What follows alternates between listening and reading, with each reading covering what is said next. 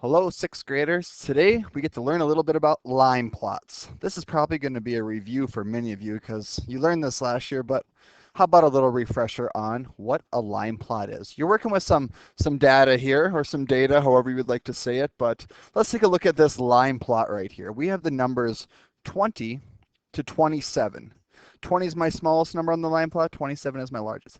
Each dot represents how many times that number is counted. For example, there's 3 dots above the 21. So that means this is 21, 21, 21. That's essentially what it means. The 23 here, there's 2 dots. So that's 23, 23. 24, there's 4 dots. So there's 4 24s. There's 4 25s. Okay. So the smallest number is 21, and the largest number I have in this data is 27. So that'd be my maximum is 27, my minimum is 21. My mode, the number that happens the most, would be 24, and it would be 25. So I'd have 2 modes in this set of data. Let's take a look at this one right here. Here's another line plot. Each X represents something. Let's see what it represents. Taking a look at this graph here, it's called candy bars. Number of students is on the Y-axis. This is their up and down axis. And down here is our X-axis, number of candy bars. So how many students ate 0 candy bars? 1 student did. How many students had 5 candy bars? Looks like there's 4 X's above the 5. So that means 4 students had 5 candy bars. How many candy bars did one the most, or how many?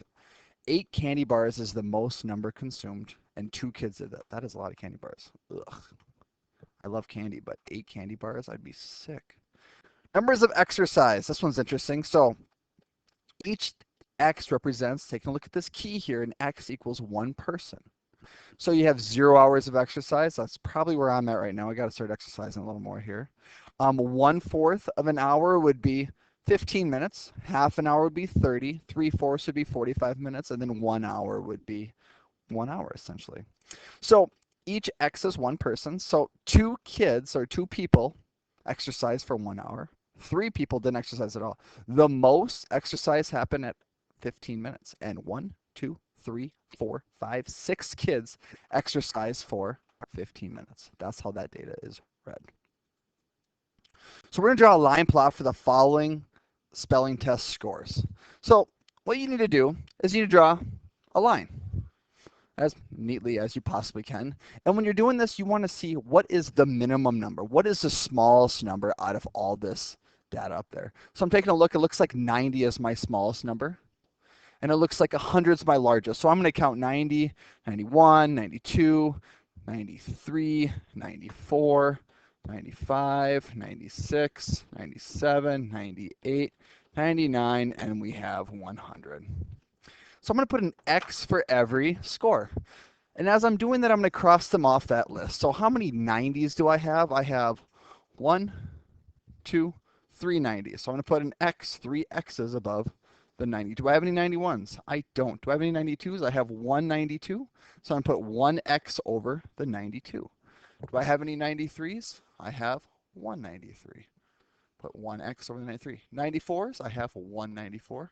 Put an X over 94. I have 1 95. I'll put an X over 95. Have 1 96. Put an X over 96. I have 1 97. Put an X over 97. And it looks like I don't have a 98, I don't have a 99, but I have 2 100s. So I'm going to put an X over, 2 X's over 100. There's my line plot. So if I'm looking at that and I'm trying to analyze some data here, it looks like 90 is my minimum, 100 is my maximum. It looks like 90 happens the most times, so 90 would be my mode. This right here is the same set of data as right here. So my mode, taking a look, which one happens the most, would be 90. Let's keep going here. It says draw a line plot below that represents data with the following landmarks. Use at least 10 numbers. So I need a range. Range is something I haven't talked about yet in this video, but you've done range before. Range is your biggest number or your smallest number subtracted from your biggest number. So for example, on this set of data, it would be 90 or 100 minus 90. So my range would be 10. Okay. But if I'm looking at this and I have to follow this set of data, you might see something like this in a math box, and you need at least 10 numbers. This is my advice to you. Make 10 spaces like this. 1, 2, 3, 4, 5, 6, 7, 8, 9, 10. And you know what? If it says at least, and when you're dealing with this, maybe just go 11. Now I'm going to show you the trick why you want to have 11 spaces in something like this. So if I'm taking a look at this range, I can't do the range yet, but I sure can fill in the blank with the minimum number, which is a 6. Okay. My median, we haven't talked about that yet. A median is the very middle number. The middle number has to be a 10. So if I'm taking a look at these, all these spaces here, what would be my middle number? Well, if I have 11, so if I cross this off, I cross this off, I cross this off, and I cross this, this, this, this, bingo. So my middle number would be 1, 2, 3, 4, 5, 6. My 6th number would be my middle number. Do you see how I kind of did that a little bit there? So I pretty much counted, cross off the left blank and the right blank. My smallest blank and my biggest blank. My smallest blank, my biggest blank, till I got to 1 blank left over. That's why I wanted to have 11. If I had 10, that means I'd have 2 medians and have to find the middle number. But we don't have 10, we have 11. My median is a 10 right there. Okay. My range, okay, mode is 8 and 11, but what's my range? My range is 7. I don't know my maximum number, but I do know my range. Remember what I just told you. Your range is the biggest number and the smallest number subtracted of each other. So if I don't know the big number, now I'm going to have to add this 7 to this 6, which would give me 13. If 13 is my maximum, 13 minus 6 gives me 7, which would be my range. See how I just did that? Now I have to make sure that I have the same amount of 8s as 11s to make sure that mode works. So let's put 3 8s right here. And let's put 3 11s right here. Now I just simply fill in. I'll put a 7 there. I'll put a 12 there. Now I could have had 4 8s and 4 11s. I could have done that as well. Doesn't matter. As long as I'm following all of these guidelines. And that's how you fill a set of line marks. And now they want you to draw a line plot that represents data with the following landmarks. So we want to make a line plot. So I'm going to go back to this page right here and make a line plot with this information. I think that might be the easiest. So it'll be really quick, really easy. And remember, when making a line plot, you start off with drawing a line. You find out your smallest number, which is a 6 in this case. 13 is my biggest number.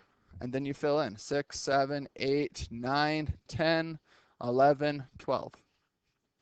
Well, how many 6s do I have? I have 1. How many 7s? I have 1. How many 8s? I have 3 8s. So 3 X's above my 8. I have 1 10. I have 3 11s, 1 12, and 1 13. There is my line plot. Pretty basic, just a nice little review. Now, what I'm going to do is every math video, we're going to have a review. It's just nice to see some daily practice, work with your math facts so you kind of see where you're at with that. So we're going to do some division right here, but it's division working with our basic facts. So the first problem is 540 divided by 6. And when I'm at this part on videos this year, just go ahead and press pause and see if you can work it out and then press play and then see how I do. So you can have a sheet of scratch paper while you're doing this. 540 divided by 6. Well, when I'm doing this, I want to see how many times 6 goes into the number 54. 6 times what number gets me to 54? 6 times 9 gets me to 54. And now I have to remember to add this 0 to the problem. 540 divided by 6 is 90. Let's move on over. 7,200 divided by 90.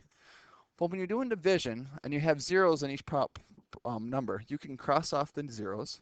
So now I'm looking at 720 divided by 9. Well, how many times can 9 go into 72? The answer is 8. And then you have to remember this 0. 7,200 divided by 9 equals 80.